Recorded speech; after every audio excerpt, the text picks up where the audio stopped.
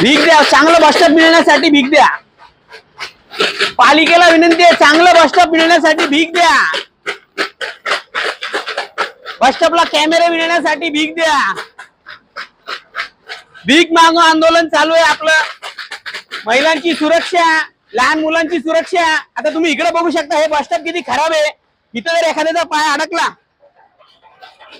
तर अपघात होईल, पाय जाईल एखाद्याचा। हे बस स्टॉप तुटकंय, इथून अंध विद्यार्थी सुद्धा जातात, अपंग विद्यार्थी सुद्धा जातात। तर पालिकेला विनंती आहे, तुमच्याकडे पैसे नाही तर नागरिकांच्या पैशातून आम्ही तुम्हाला भीक देणार आहे, आणि ह्या भीकच्या पैशातून तुम्ही बस स्टॉप नीट करावं, दुरुस्त करावं, ही मी विनंती करतो। नागरिकांना होणारा त्रास कमी झाला पाहिजे। तर हे भीक मागो आंदोलन आपण करत आहोत।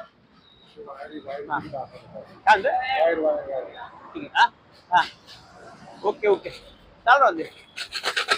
बस स्टॉप दुरुस्त करावं म्हणून आपण भीक मागो आंदोलन घेतोय। पालिकेकडे पैसे नाहीत म्हणून आपण ही भीक पालिकेला देणार आहोत।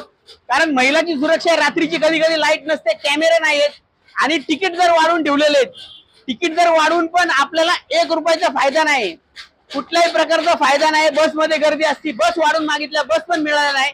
त्याच्यामुळे हे पैसे आपण पालिकेला भीक म्हणून देणार आहे, आणि या पैशातून तुम्ही बस स्टॉप दुरुस्त करावं, मी पालिकेला विनंती करतो। अन्यथा रास्ता रोको आंदोलन करण्यात येईल।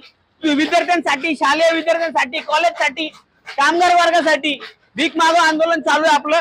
सर्वांचे आभार मानतो।